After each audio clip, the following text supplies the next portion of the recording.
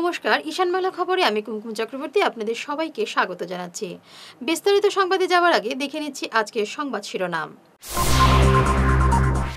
AIUDF লড়বে না, শর্তে বলেছিলাম রাধেশ্যামের নাম, কবুল সতুর। ভাগের টাকা কম, ছেলের হাতে খুন মা, মর্মান্তিক ঘটনা বাটুইয়ায়। শহরে শুরু উচ্ছেদ অভিযান, চলে ভাঙচুরও।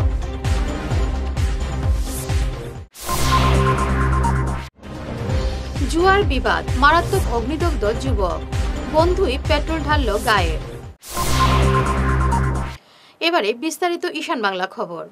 করিমগঞ্জে এআইইউডিএফ প্রার্থী না দিলে রাধেশ্যাম বিশ্বাসকে মনোনয়ন দেওয়া যেতে পারে, কিন্তু তাকে কংগ্রেসের টিকিট দিতেই হবে এমন কথা বলিনি, এই মন্তব্য করেন করিমগঞ্জ জেলা কংগ্রেস সভাপতি সতু রায়। তিনি বলেন, এআইইউডিএফ প্রার্থী দিলে সংখ্যালঘু ভোট বিভাজন হতে পারে, তাই আমার প্রস্তাব ছিল এআইইউডিএফ প্রার্থী যদি না দেয় এই শর্তে রাধেশ্যাম বিশ্বাসের নাম বিবেচনা করা যেতে পারে। তার চিঠি সোশ্যাল মিডিয়ায় ভাইরাল হওয়ার পরিপ্রেক্ষিতে তিনি এই মন্তব্য করেন। 11 জন প্রার্থী ছিলেন আমাদের হাতে। এপিসিতে করিমগঞ্জ জেলা থেকে এবং হাইলাকান্দি থেকে মোট 11 জন প্রার্থীর নাম আমরা পেয়েছি এপিসি থেকে।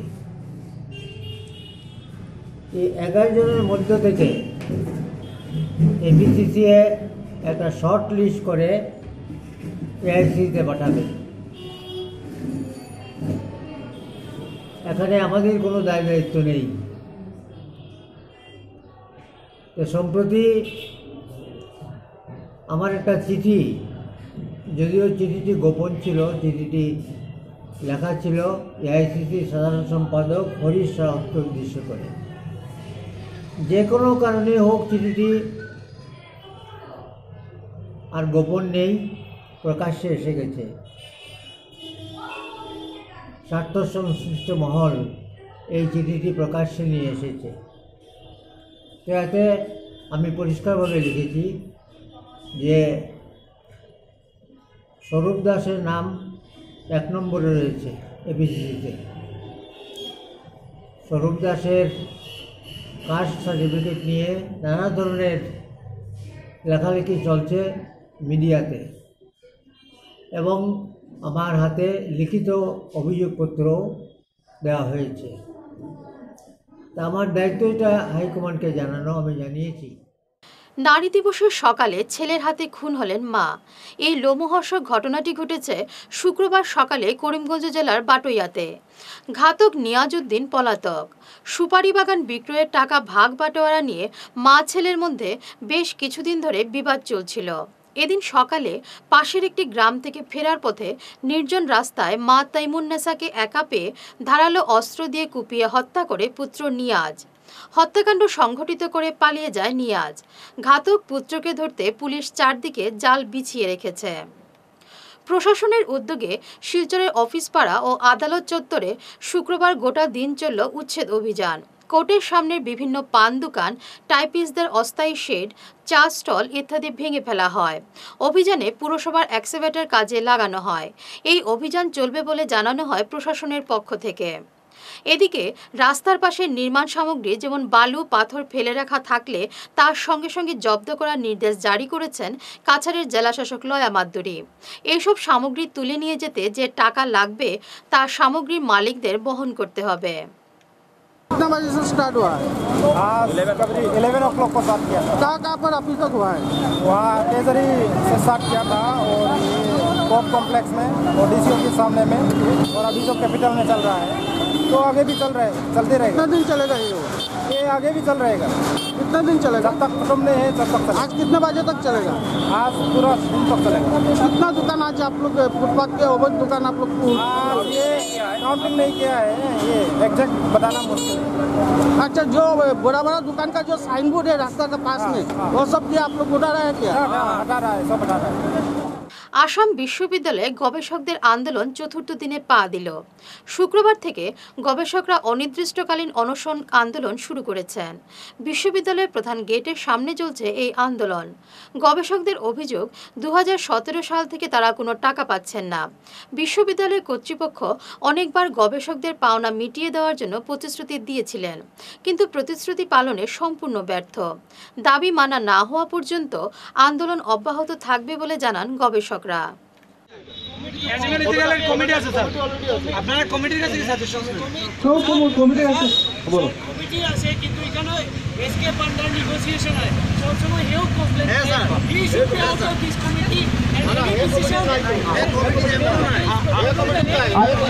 একদম ক্লিয়ার হইল যে ডিসি স্যার এখন জাপান গেছে পান্ডাসারে লইয়া গেছেন লোক, আমরা সবাই জানো নি। তো স্যাররে যাতে কোনোভাবে অ্যানিমেল ইথিক্যাল কমিটিতে রাখা হয় না, আর অপোজ যদি করেন স্যার তাইলে মুশকিল হইব স্যার। যদি কোনোভাবে পান্ডাসারে অ্যানিমেল ইথিক্যালের উপরে প্রপোজ করেন এবং কোনো অ্যানিমেল ইথিক্যালের উপরে যদি কোনো প্রেজেন্টেশন থাকে কোনো স্টুডেন্টের, বিসি স্যারের রিপ্রেজেন্টেটিভ হইয়া পান্ডাসার দিতে পারত না, কোনো প্রেজেন্টেশন দিতে পারত না।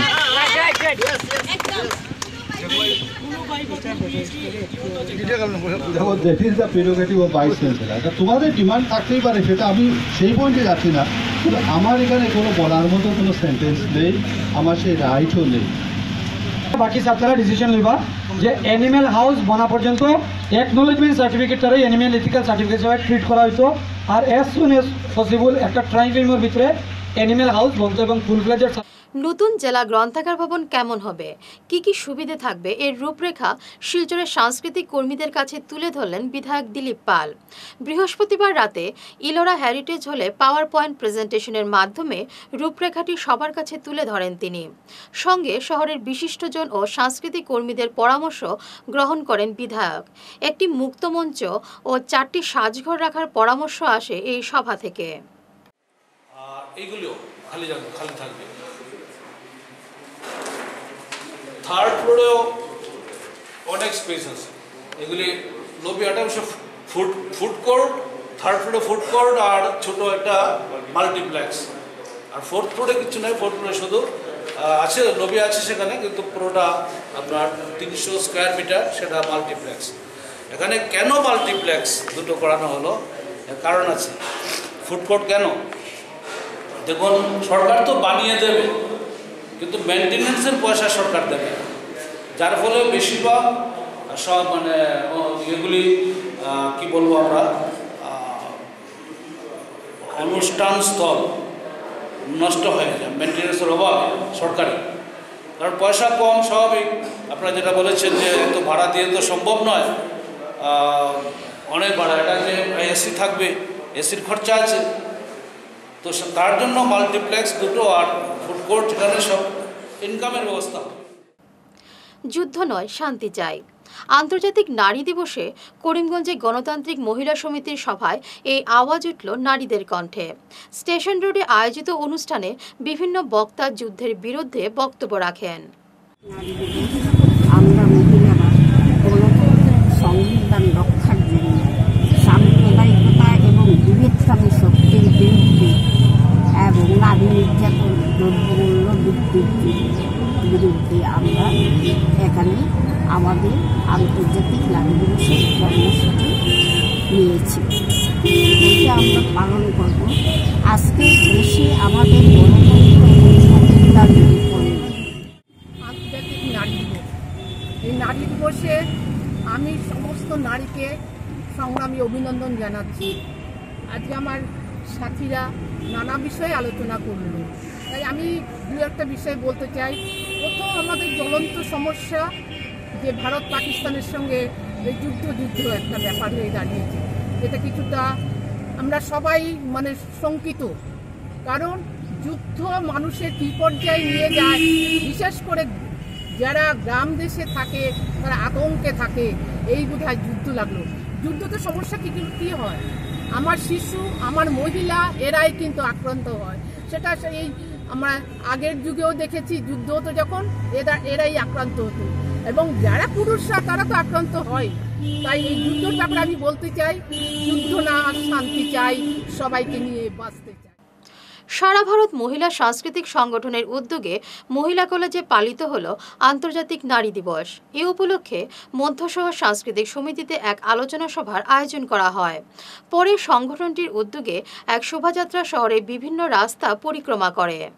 গ্রামে গঞ্জে যাচ্ছি, এখনও একবিংশ শতাব্দীতে স্বাধীন ভারতবর্ষে একটা মহিলার দুটো কাপড় নেই, এমনও মহিলা আছে দুটো কাপড়, পরনের কাপড় নেই।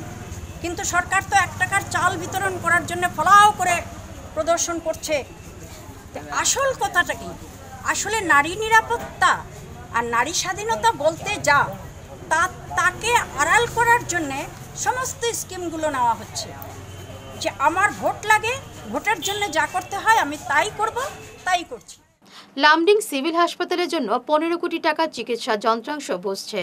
এর মধ্যে আছে সোনোগ্রাফি, অত্যাধুনিক এক্স-রে মেশিন। এ উপলক্ষে আয়োজিত শিলান্যাস অনুষ্ঠানে বক্তব্য রাখতে গিয়ে স্বাস্থ্যমন্ত্রী হিমন্ত বিশ্ব শর্মা বলেন, এইসব যন্ত্রাংশ ছাড়াও বিশুদ্ধ পানীয় জলের জন্য আরও 10 কোটি টাকা খরচ করা হবে। আমাদের লামডিং সমষ্টিতে যে এফআইআর যেটা আছে সেখানে আমরা নতুনভাবে কিছু প্রকল্পে হাত দেওয়াতে আমরা আজকে এখানে ভূমি পূজন এবং বাস্তুযোগ্য যেটা হয় সেই হোমটা আমরা এখানে করব। এইভাবে আমাদের এখানে আমাদের বিত্তমন্ত্রী যে হিমন্ত বিশ্ব শর্মা মহোদয়, উনি এই অনুষ্ঠানে উপস্থিত থাকবেন এবং আজকে ওনার হাতেই এই এফআরইউতে যে আমাদের শিলান্যাস হবে, সেই শিলান্যাসে উনি উপস্থিত থেকে আমাদেরকে উপকৃত করবেন। বিহারায় চলছে কাছাড় নেহেরু যুবকেন্দ্র ও বিহারা সেবাশক্তি ক্লাবের উদ্যোগে জেলা ফুটবল ক্রীড়া প্রতিযোগিতা। এতে 8টি ব্লকের ফুটবল দল অংশ নিয়েছে।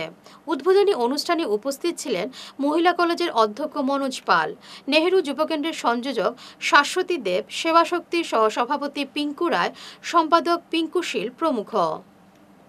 নেতাজি ফাউন্ডেশনের উদ্যোগে মালুগ্রাম গার্লস স্কুলে অনুষ্ঠিত হয় তাৎক্ষণিক কুইজ প্রতিযোগিতা।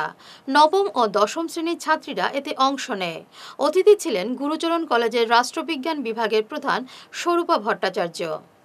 আন্তর্জাতিক মহিলা দিবস উপলক্ষে আমরা নেতাজি একটি ফাউন্ডেশনের উদ্যোগে মালুগ্রাম হাই স্কুলে একটি কুইজ কম্পিটিশনের আয়োজন করেছিলাম। আজকের এই কুইজ কম্পিটিশনে আমাদের এখানে উপস্থিত আছে প্রায় 50 জনের উপর ছাত্রীরা। আমাদের আজকের এই উদ্যোগ, কারণ আমরা সবাই সমাজে বসবাস করি, আর সমাজে আগে হয়তো এক সময়ে আমাদের সমাজে নারীদের উপর যে অবহেলা ছিল, সেই অবহেলা আজকের দিনে সমাজে আর নেই।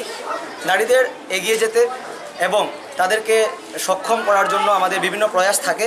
নেতাজি একটি ফাউন্ডেশন আজকের এই অনুষ্ঠানের মাধ্যমে মহিলাদের এবং আমাদের এই স্কুলের ছাত্রীদের যে নিজের পাঠ্যক্রমের পরও যে আমাদের শিক্ষা থাকে, সেই শিক্ষা হলো আমাদের সাধারণ জ্ঞান। সেই সাধারণ জ্ঞানের উপরে আমরা একটি 50টি কোয়েশ্চেনের একটি সেট করেছি। সেই কোয়েশ্চেনে বিভিন্ন ধরনের সাধারণ জ্ঞানের উপর বিশেষ করে অঙ্কেরও অনেকগুলো কোয়েশ্চেন ছিল।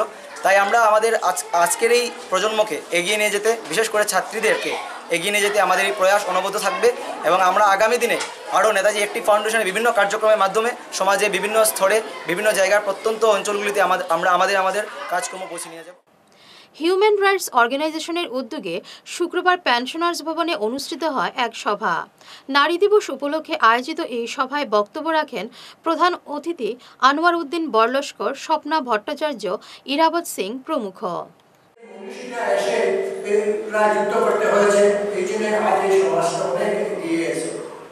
আমাদের আসামের কথা বলবো, আমি ভাবছিলাম আসামের লোকসংখ্যা হবে 3,30,40,00,000।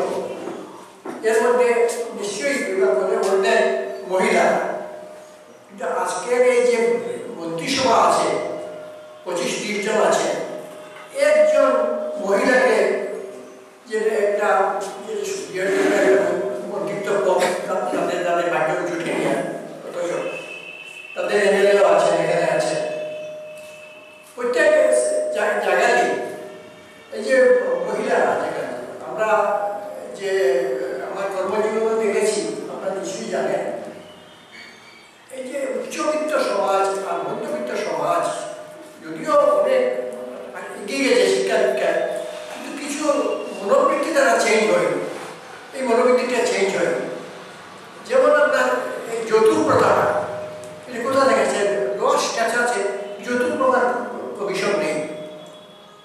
জন্য এটা আইনও করা হয়েছে যৌতুক প্রথার জন্য, কিন্তু তবুও এটা ভাবতে পারা যাচ্ছে না। বিষয়টা আমাদের এই যে লোভের যে চিন্তাধারা। ধলাই থানা এলাকায় জুয়ার বিবাদকে কেন্দ্র করে এক যুবকের গায়ে আগুন লাগিয়ে দেওয়া হয়। তার সঙ্গে যুবকটি তার গায়ে আগুন ধরিয়ে দেয়। উপস্থিত জনতা তাকে উদ্ধার করে। নরসিংপুরের রানানাথের দোকানে এই ঘটনাটি ঘটেছে। আহত জনি নাথ চৌধুরী মেডিকেলে মৃত্যুর সঙ্গে লড়ছে। বাড়ি মেহেরপুরে। পুলিশ ঘটনার তদন্ত করছে। সুনীলনাথ চৌধুরীর বুয়া। সুনীলনাথ চৌধুরীর বুয়া নেই তো তোমার যে জ্বালাইছে যে একে জ্বালাইছে ও আর্মির বুয়াকে। আর্মি বুয়া তার ছিল নি তুমি? না, নাম জানি গার্ড তার ছিল নি তুমি বলা করিয়া? আচ্ছা তো তোমার আগুন লাগালো কিতা লাগিয়া? ও জুয়া আমরা লুডু খেলানিত লাগিয়া। ও না তোর ভাই চলো তুমি রিপোর্ট দেখা রে ভাই। লুডু কিতা টাকা লুডু না কিতা? ও টাকা লুডু। টাকা দিয়ে খেলাইছো? ওই ওই ওই। শেষ করার আগে বিশেষ ঈশান বাংলা খবর আরো একবার। AIUDF লড়বে না, শর্তে বলেছিলাম রাধেশ্যামের নাম, কবুল সতুর। ভাগের টাকা কম, ছেলের হাতে খুন মা, মর্মান্তিক ঘটনা বাটুইয়ায়। শহরে শুরু উচ্ছেদ অভিযান, চলে ভাঙচুরও।